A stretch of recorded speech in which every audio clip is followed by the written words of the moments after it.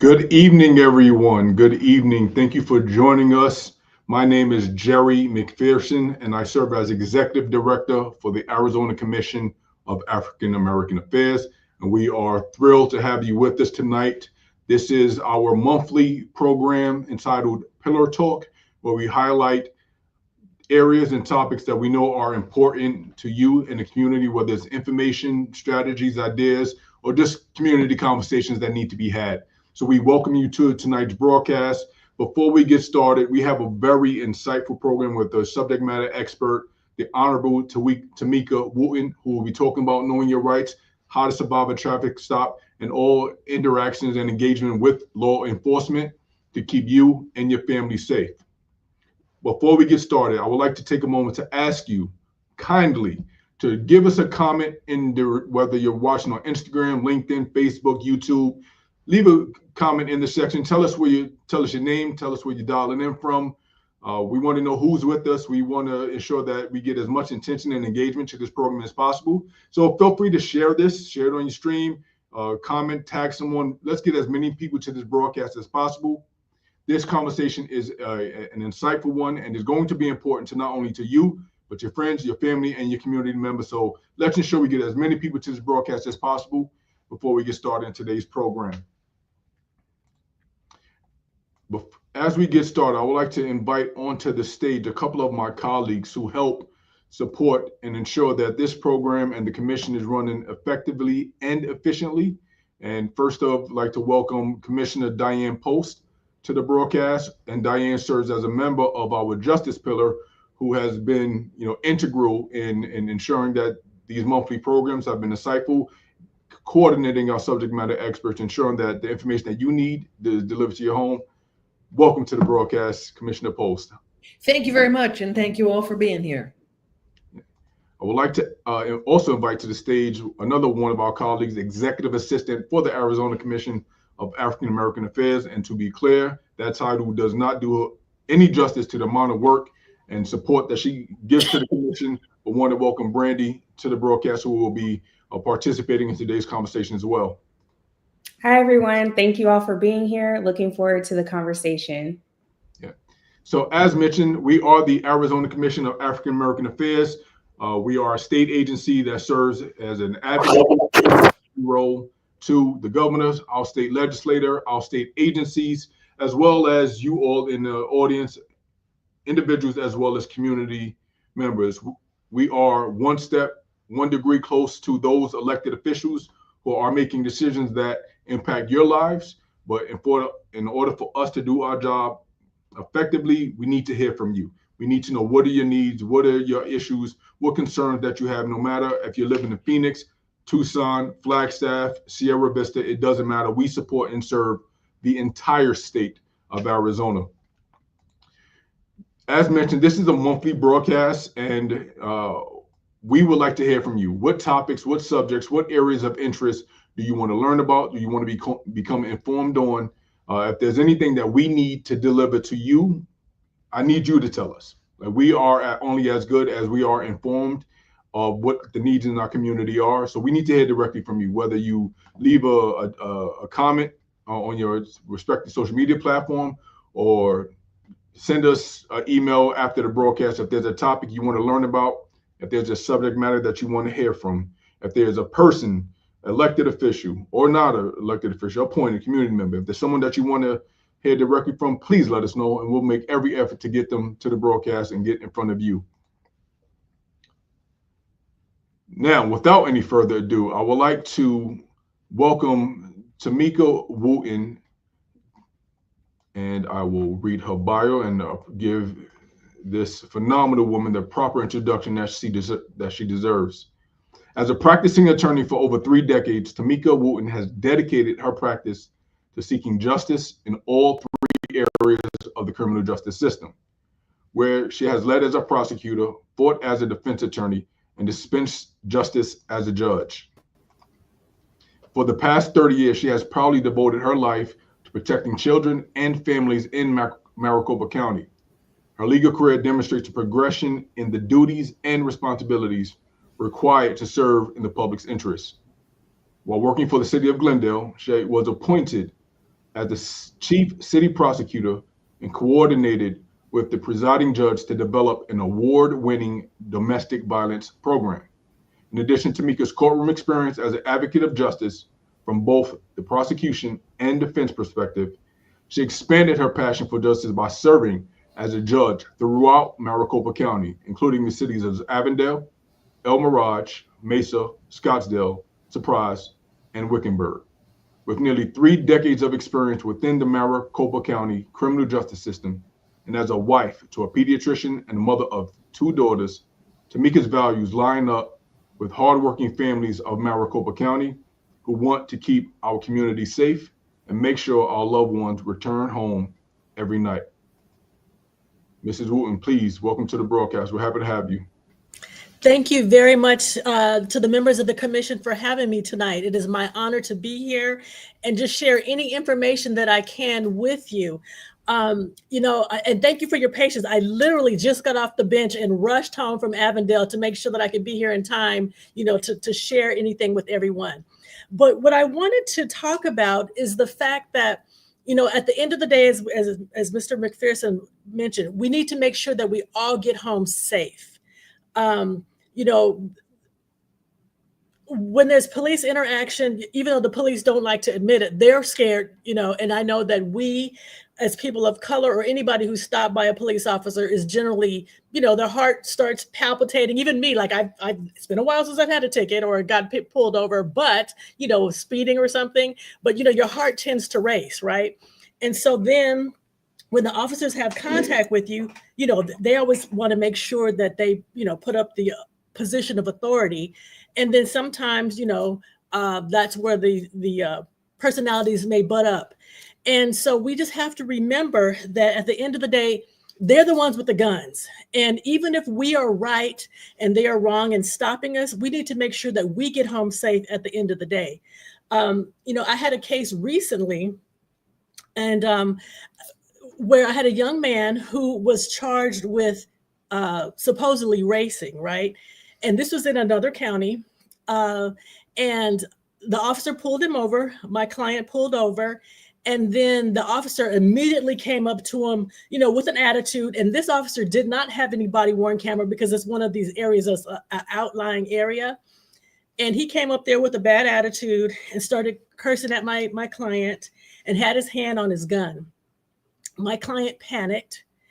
He took off in his car, ended up getting into an accident where he ended up, kind of sideswiping these cars. And thank God the officer did not pull his gun. But we just have to make sure, again, that we don't do anything to exacerbate the situation, and because I talked to my client, he goes, Tamika, I was so scared because the officer was getting his hand on his gun and cursing at me. So we just have to, again, be careful to make sure that we don't give them an opportunity, because very easily that officer could have pulled out his weapon, and thank God he didn't. And so now I've been in court working to make sure that we get justice for this young man who was pulled over by the police officers. Another situation, that we often deal with, I had a situation with my daughter. Let's say this. I was actually working as a judge. We were behind a gated area, and my daughter was sitting in her car listening to music. An officer literally walked up and pulled on my car door and had his hand on his gun, was tapping out, come get out of the car. She's like looking at him like, what? And so luckily cooler heads prevailed, and she, looked at the officer and was able to calm him down. And so again, at the end of the day, we need to make sure that we keep ourselves safe. There are times where, we are right. But again, at the end of the day, they're the ones that have the badge.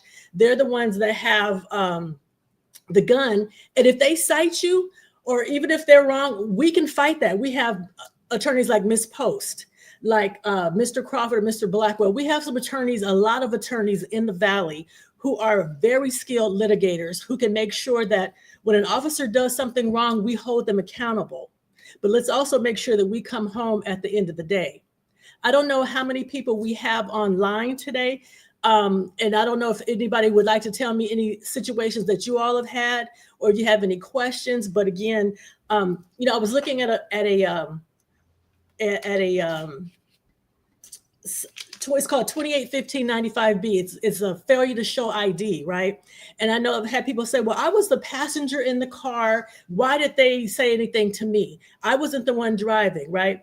And at the end of the day, technically, again, they don't really have the right to ask you anything about yourself if you're not driving. But then again, on the other hand, if they're going to, let's say, cite the person who was driving, or arrest them or something, they're going to say, well, I have the reason to ask you for your ID because I want to see if you're licensed so that you could drive the car. So they'll always come up with a reason to, try to get your information. And the thing is, we have to know that we haven't done anything wrong. And if we haven't done anything wrong, we can just give our information, get through this situation, and then we can make a complaint about it later. But again, at the end of the day, we need to just make sure that we get home safely to our families. Yeah, and if I may, I just wanted to come back on Judge Wooten, just to let the audience know, if you have any questions, please drop them in the chat now. We'll be able to pull them up and get your questions answered. We do have some questions that we have prepared for a little bit. So if we want to give the audience just a couple of moments, if you have a question, now is the time to drop it in the chat, and we'll be happy to get that pulled up and get your response to it. And Jerry, may I add, while they're typing any questions up, I was talking to Ms. Post when she asked me about this, and it's interesting because there's the legal aspect of a situation with the police officer, and then there's the emotional aspect, right? And so again, there may be times where we're legally right in saying, I don't have to give you my information, but again, I'm gonna stress this over again. Let's just get through that situation. But I have a habit too, and I know we may get immediately upset about, like, why are they questioning me? Are they questioning me because I'm Black? Because I'm brown? And they may be, but again, don't give them fuel for the fire so that they can escalate the situation and make it worse. Because again, we can attack that in court, and then make sure that we get the charges dismissed and make complaints against the police officers. Sure. So there was a comment, not a question, but a comment, and I wanted you to maybe speak to this if you can kind of give any additional context. So Yolanda Parker states passengers have to follow the same instructions as those given to the driver. Are you able to elaborate on that a little? Yes. So under 281595B, a person who's pulled over, they have to give their information, right? If they don't, it's a class 2 misdemeanor. Then they also says another subsection under there that says, even if you are not the driver, but you know the information on the person who is the driver, and if the officer asks you for that information, you're supposed to give the officer that person's information. Otherwise, they can turn around and cite you for a class 2 misdemeanor. So, we're doing their job for them, but unfortunately, that's the way the law is right now. So if the officer asks them about their information, you have to give it to them. Otherwise, they're going to charge you with a failure to basically cooperate with the investigation. And as I was mentioning, if you're not the driver and they ask you for your own personal information, like I said, what they'll try to say is, well, I'm asking for that information because I may let you drive the vehicle. So I need to make sure that you are a licensed driver before I allow you to get behind the wheel. So they would ask you for your information. And if you don't give it to them, I guess you can always walk home if they take the driver, but they probably would not let you drive the car because you haven't shown to them that you are a licensed driver. Thank you for sharing that. I know we do have some additional questions that we have prepared for this conversation. Okay. However, those in the audience, we really want to give you the floor, give you the opportunity, give you the respect of getting your questions and concerns answered while we have you and you were able to share part of your evening with us. If I may, I'm going to bring up my colleague, Brandy Irvin, onto the stage, who has a couple of those questions that we would like to get answered. Welcome, Brandy. Thank you. Sorry about that. Had time getting off of mute.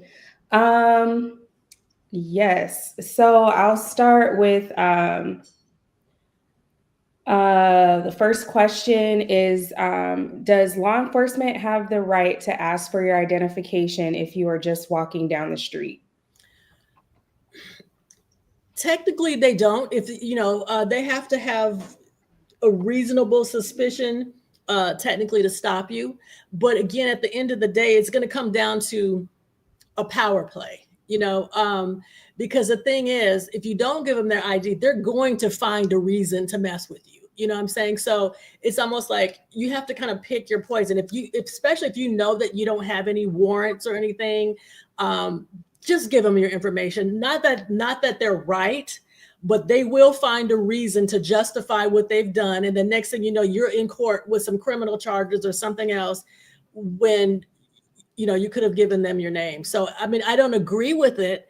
And but again, I'm just trying to make sure that we save ourselves any type of courtroom experience or, them pulling out a gun and, coming after you because they say that they felt threatened because you moved too quickly or something, So at the end of the day, like I say, it's always about mitigating that damage and trying to get through that experience. And I know it's a pain in the butt that we have to do that.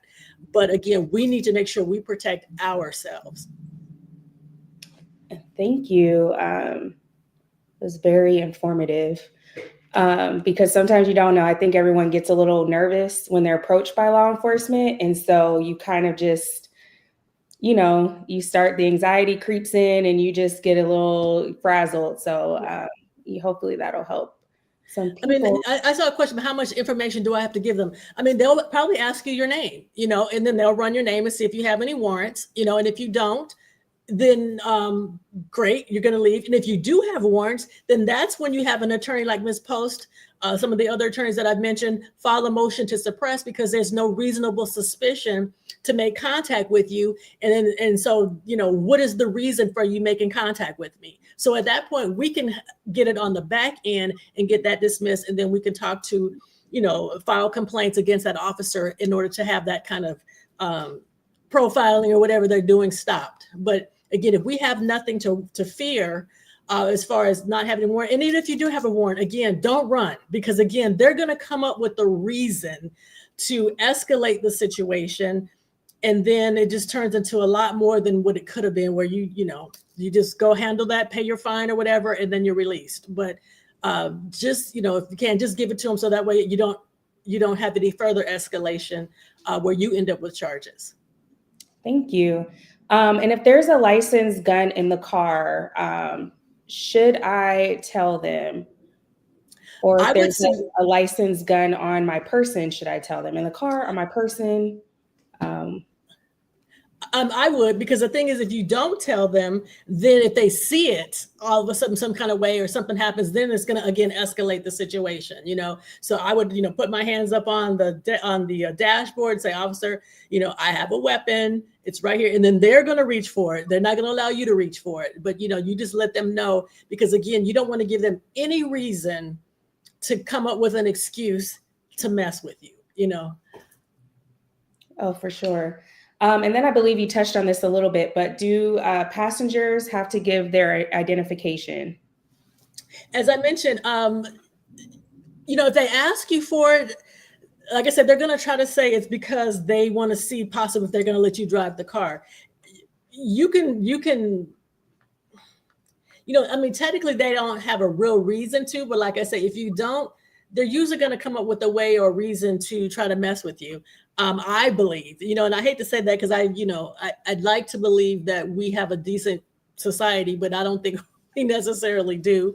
And all officers aren't trying to mess with you, but there's a lot that do have that power play, And so again, especially if you know that you haven't done anything wrong, just give your information. Right. Perfect. And then I also just wanted to remind everyone who is watching, if you have questions, feel free to put them in the chat so that the Honorable Tamika Wooten can go ahead and answer those questions as well. So we'll proceed with some of the questions that we have already. If I've had a drink or two, but not intoxicated, should I disclose that to the officer or say no? Are you the driver or are you not the driver?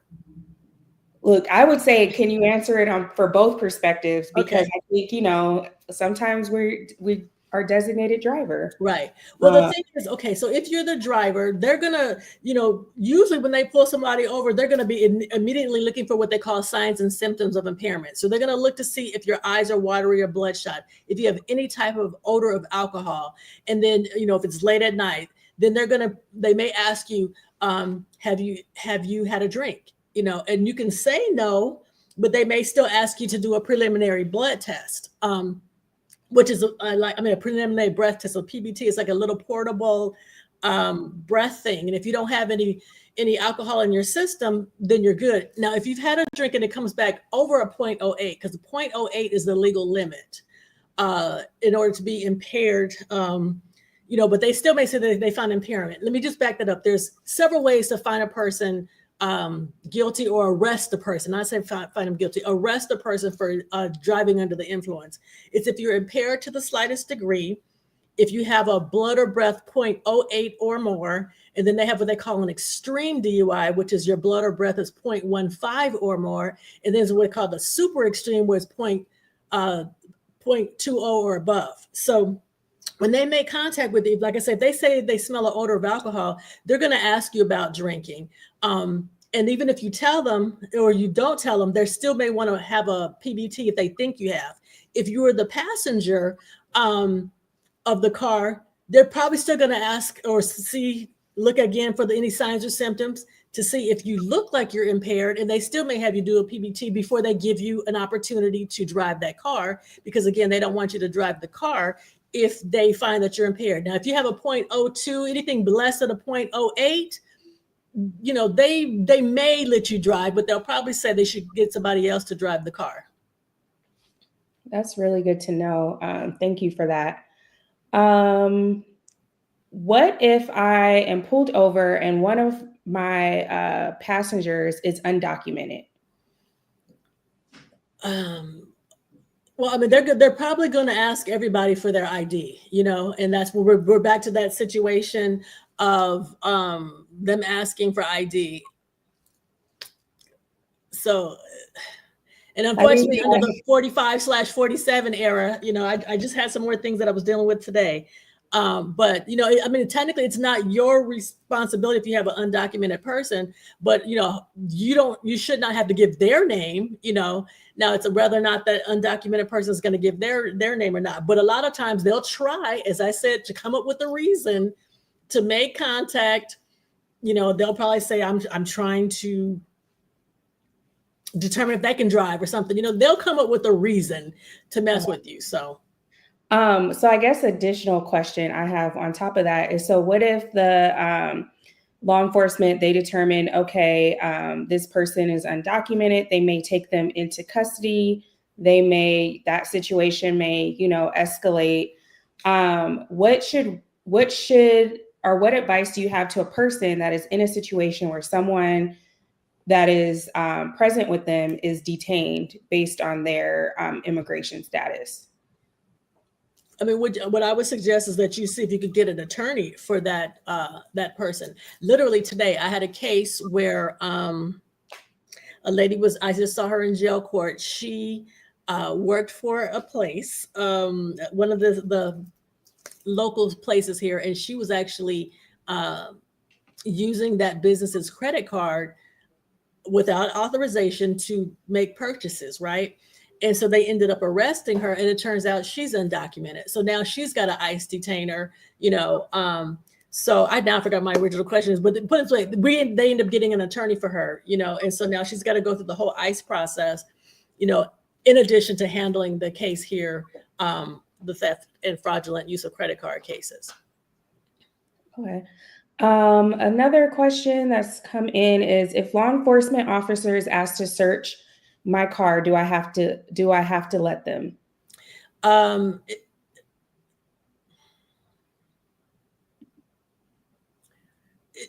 Have they had a valid reason for stopping your car? I mean, I don't know. It's just a question.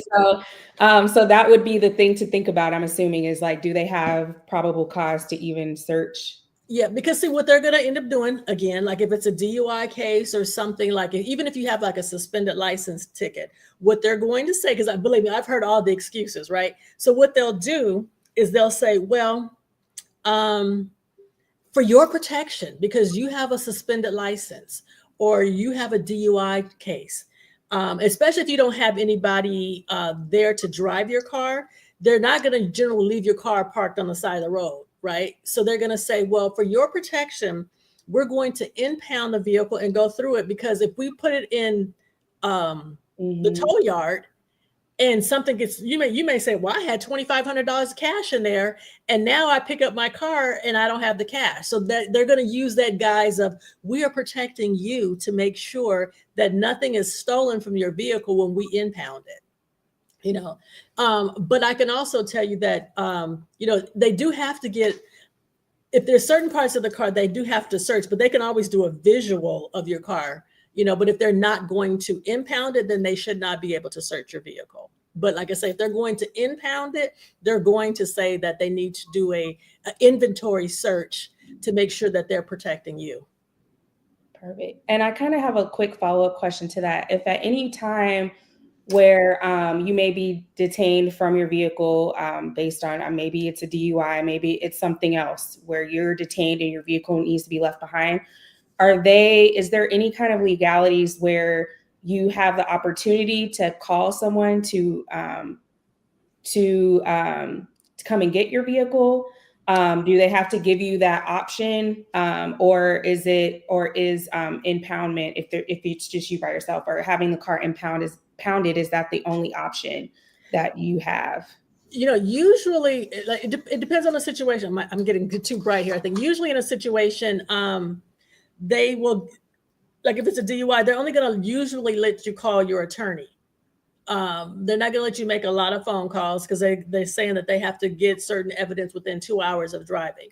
But it just kind of depends on the officer. They don't have to allow you to have someone else search your car. And I think it also comes to the level of, I can't say respect, but just how you're acting as well. You know what I'm saying? Because if they perceive that you are trying to hide something, then they're going to start like, okay, what does this person have? What do I need to do? Whereas if you're like, yes, sir, go ahead. And you know what I'm saying? And then at that point, they're usually more, it's like, to me, you get more bees with honey than you do with a net. You know what I'm saying? And so, and that's just the philosophy I've had over 35 years. And, I've been successful at it. So I don't always agree with it, but I'm going to get through that situation and be unscathed at the end of the day. So, they can allow you to make a phone call, but it's up to them. Okay. And then another one, while law enforcement is walking up to the car, should I get my license and insurance out of my wallet or out of wherever it's being kept, or keep my hands visible on the wheel? I would suggest you keep your hands visible on the wheel, because you already know they're going to ask you for it. And I know some people are like, I'm just trying to be proactive. Don't be proactive, because they're going to freak out and kind of find a reason again.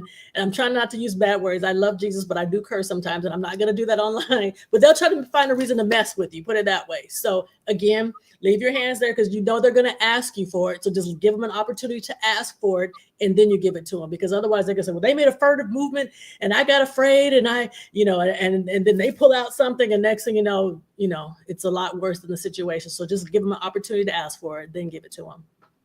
Okay. Thank you. And then we have a question from Ms. Yolanda Parker. What do you do when you cannot see the officer's badge number and they refuse to give you a name or their badge number during a police encounter? Well, usually, it depends on what kind of case it is, but there's usually going to be a citation involved potentially. If there's not if there is a citation, you're going to have the officer's name on there, right? If there's a citation and there's more than one officer, you can still get like the police report number or the FI card if they didn't do a field investigation card. And then it should have the police report number on there. And then you can get the information of the officers who were there based on the field investigation card. They can also look at, listen to like the CAD reports, the computer automated reports to hear what other officers were there. And so then that way you can find out what the officer's name and badge numbers are. And it's interesting that you mentioned that, because I had a case in Scottsdale where it was a tall black guy in Scottsdale, and they pulled him over. I don't know the details of it yet, because as a judge, you don't know all of the facts. You just know what the charge is. But put this way, black man stopped in Scottsdale. Next thing you know, they're charging him with resisting arrest. And unfortunately, they have what they call passive resistance too. So even if you stiffen up your arms, they'll try to say that you are resisting arrest and arrest you. And so I surmise that might be what happened. I don't know, because I haven't heard the facts of the case, but they charged him with resisting arrest. And so then he asked for a subpoena to get all the officers. The prosecutor objected. And I told the prosecutor and said that he has a right to call any witness that was there. The issue becomes, does the prosecutor have to call the officers, or does the defendant have to subpoena the witnesses? But a person can get the witness names and then subpoena them through the court. But yes, you can get that information. It'll be on the police report number, or again, you can then contact police and get everybody's name and badge number who was present. Thank you, Judge Wooten. I wanted to jump on really quick just for a couple of reminders, I would say. Again, if you are tuning in, if you have any questions, please drop them in the chat. We have the Honorable Tamika Wooten with us for another few minutes. And let me take a moment to thank you for sharing your time, your energy, your expertise on this topic. I know that, as you shared earlier, you was on the bench earlier today, and I know that it's certainly just a stressful day and time to spend your day. So to come on here after hours to donate your time, we truly appreciate it. Just wanted to issue our gratitude for that. I see there was a couple more questions that came in, and Brandy, I'll pull that up for you in a moment. But Commissioner Post, just to give you a heads up, I'll pull you back to the stage in a moment as well, because I trust that you will have some useful insight into this conversation. But if I may, point of privilege, I did have just maybe a comment, and I'll allow you to elaborate on this for a moment. I know we've spoken quite a bit about police encounters, and I think there was a point that you shared that I think resonated with me, and I think is worthy underscoring, is that your number one priority is making it home to your family. And that engagement may be unpleasant. That engagement may be unjust. It may violate your rights, but I think we all need to be mindful that your number one objective is to make it home to your family. Once you make it home to your family, then you can reach out to legal assistance like the Honorable Tamika Wooten, and forgive me for volunteering in that way. You can reach out to the Commission of African American Affairs. We have a resource on our website that offers a host of legal resources that you can reach out to. We obviously have our community organizations that you can reach out to as well for some support to get the justice that you deserve and get this thing looked at even further. But number one objective is making it home. Then once that happens, then we will be able to rally around you and get you the support, energy, and attention that you need to make sure that justice is delivered to you. With that said, Brandy, I would like to yield and kind of get back to the questions that came in from the chat. And again, if you have any questions, feel free to keep dropping them in. We'll be here as long as we need to. So we have another question from Miss Joanne Thompson. I'm sorry about that. Is a minor required to give their name to a law enforcement officer if they are just walking somewhere? That's a good question. It ties in earlier with what I said before. I mean, if they're just walking down the street, you would think that you shouldn't have to, but it also, they may ask you, like, depending on, it might be a curfew situation, or they may think you're young. So there might be a possible violation of curfew. So they may ask you your name and how old you are, because they suspect that you may be underage and out past curfew. And again, if you have nothing, I know it's a pain to be harassed, because you are Black, brown, or whatever walking down the street. But at the end of the day, again, I have to keep saying we got to get home. And not that we're giving them the power, but you're also giving them the power if you don't cooperate, because it can escalate. So, believe me, I have plenty of attitude sometimes when people want to ask me something or question something. I'm like, and then I'm like, you know what? They're just doing their job. You know what I'm saying? And so, you know, again, I would suggest that they do give their information, because again, if they haven't done anything wrong, then, you know, it could possibly, hopefully turn into a positive interaction. Just because they, you know, gave a police officer their name doesn't necessarily mean it's going to turn out negative. But again, I just always err on the side of just give them what they want, and so that way you can get through this and get home. Right. Perfect. So it sounds like mostly it's like give them, you know, whatever information they're asking for, and then get, you know, seek justice, I guess, on the back end. So if your rights were violated, then pursue something legally after the encounter. Exactly. Thank you. So next question is from Ms. Akara House. If I record a stop, can the officer legally tell me to stop recording? You know, that's an interesting thing, because, you know, there are people that record. Technically, they don't have a right to tell you to stop recording. But the problem is that what they may say is, well, now that the fact that they're recording, now my focus is on them, and I'm taking my focus off of the investigation. So now it's causing me to be unsafe because I'm focusing on this person over here. So if you can stay back and record, and then they're still yelling and acting a fool, then they're going to yell and act a fool, but they won't have a reason to arrest you. And then if they try to arrest you for, you know, they're just being a jerk, and they want to arrest you for, let's say, impeding an investigation.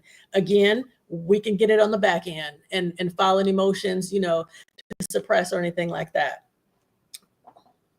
Okay, we have another one from, yes, so thank you for that, Commissioner House. We have another question from Ms. Carr House, or otherwise known as Commissioner House.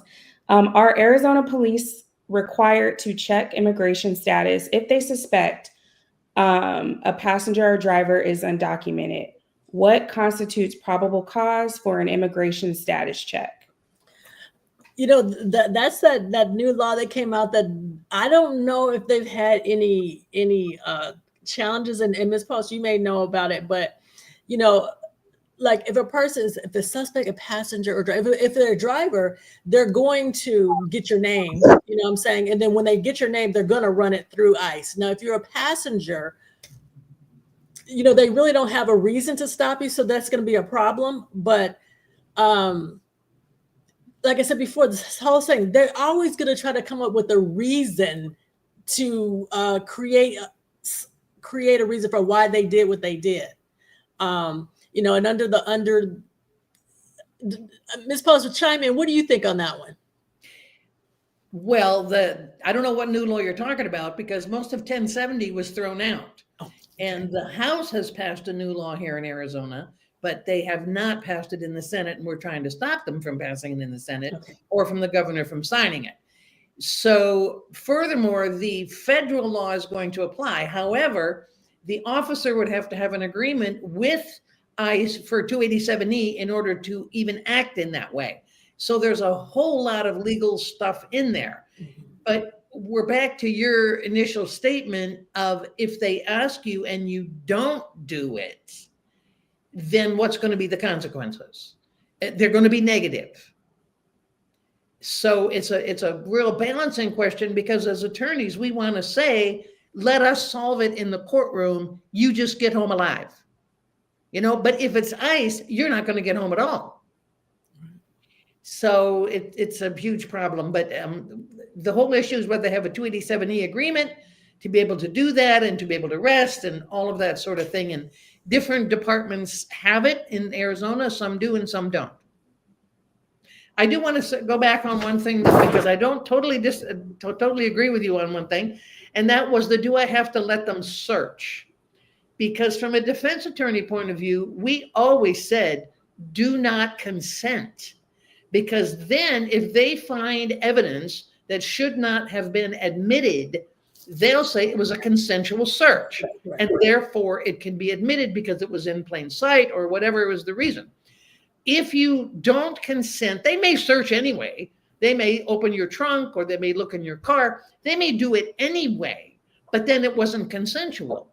So if they find something that they shouldn't have found and they're trying to use it as evidence, then the attorney can argue that it was not a consensual search and therefore it should be excluded. So do you agree with that, or what would you say to that? I do. I was thinking more in the situation where, again, they were going to arrest you and take the car, because then they're going to impound it as an inventory search. You're absolutely right. If they impound the car, they're going to search it. Right. So that's the situation I was talking about. Again, not a thing where they're not going to arrest you or they're just going to let you go. Yeah, don't give them information. They're just trying to find something. You know, that they've stopped you, they're questioning you, and they got no reason really, but can I look in your trunk? No, you may not. Right. Because at that point, they're going to have to come up with something, a reason. If they can't articulate a reason, then they cannot search your car. But like Ms. Post said, if you give them a reason and you say, yeah, you can, then they're going to look for something and find something. So definitely. There was something I was going to touch on. It's kind of like also the thing, like if you have police contact, and you find yourself arrested, the police always have this little thing, and it always unfortunately gets men more than women, but they always, be a man and man up and tell us this, and unfortunately a lot of my previous clients and people will then start singing like a bird and they'll tell all the information. It's like, no, don't tell them. Don't tell them, because they don't know. They're fishing. And now you just gave them all the information. So you're like, nope, I don't have anything to say. Don't make their job easier as far as that. There is a Brandy, yes. Yeah, so there is another question, but really quick, because this is like on kind of topic, because we have also seen that there's been some situations where law enforcement has unlawfully entered homes. So can you please provide your expertise on the consent for law enforcement to enter your home? Don't. Exactly, don't. And if they enter anyway or whatever, don't fight with them. Mm-hmm. Do not do that.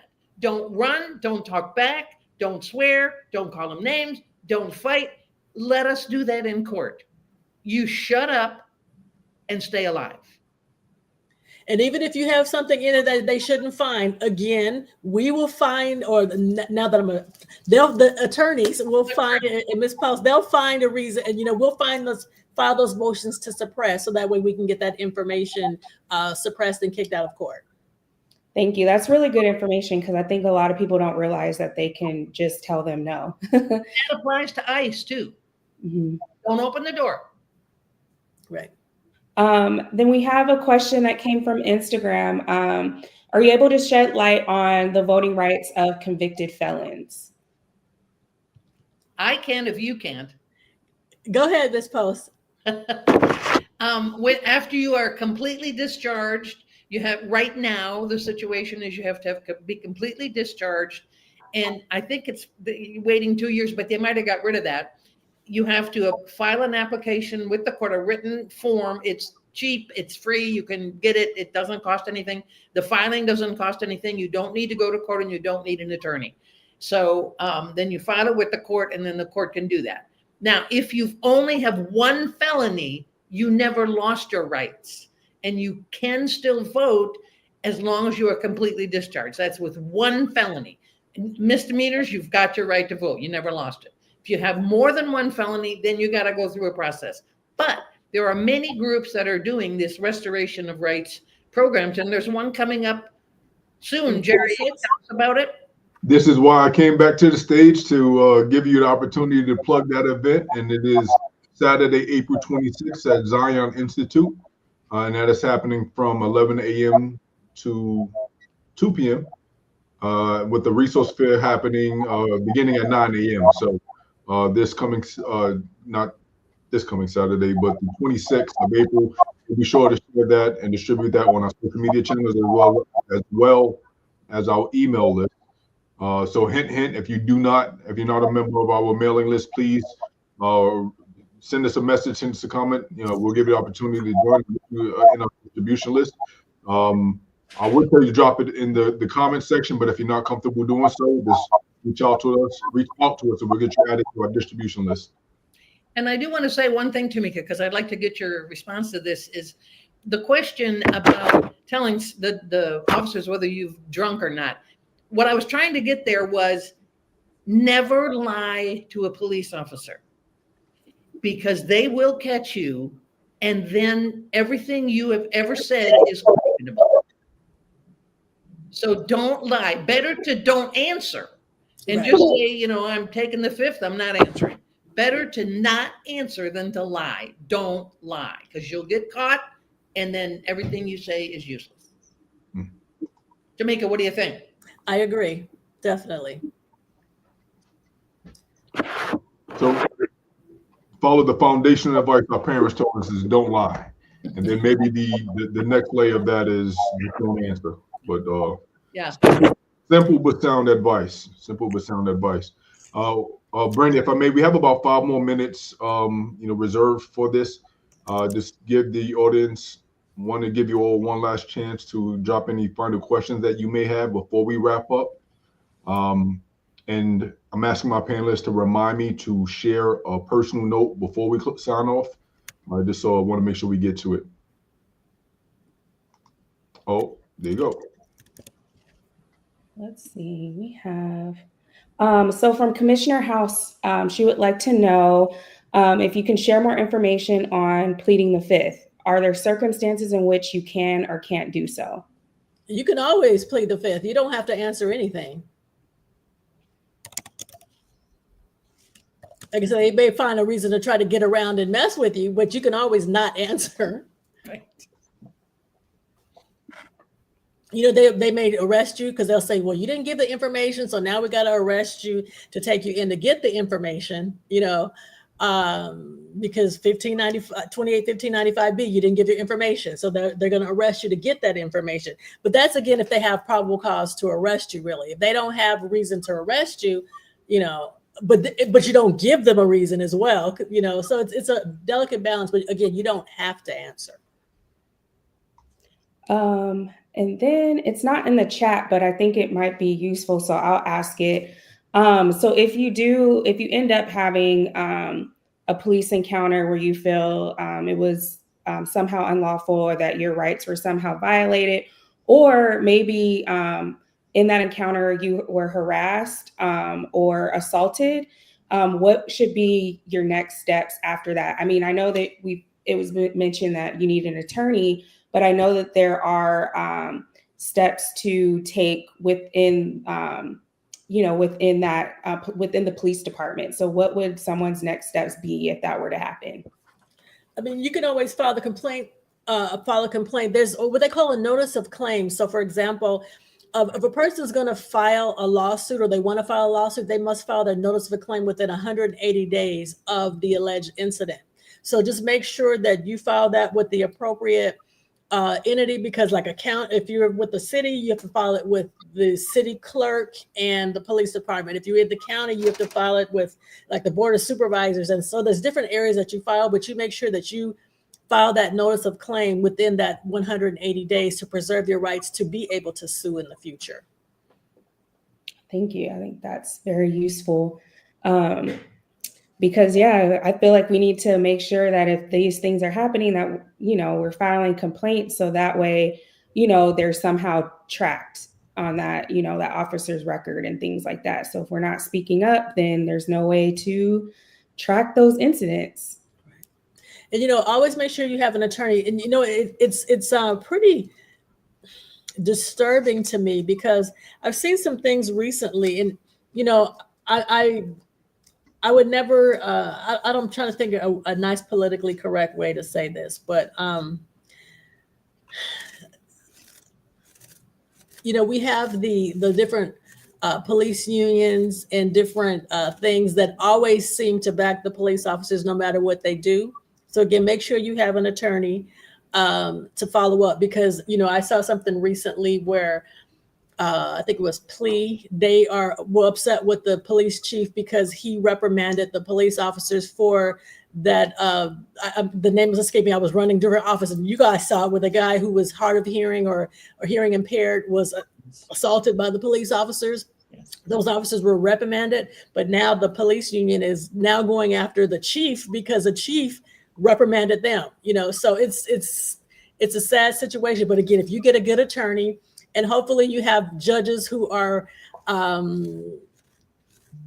conscientious, then they will do the right thing. And because it's about the prosecutor filing charges, and then if the prosecutor is filing the charges, hopefully they won't on certain things. That's a whole nother ball game about making sure that you have just prosecutors. But then if you don't have a just prosecutor, hopefully you'll have a just judge. So if I may, we are at time, and wanted to give all of our conversation participants a chance for some final thoughts, and then I will close out. So, Brenda, let's start with you. Is there anything else you would like to share before we sign off?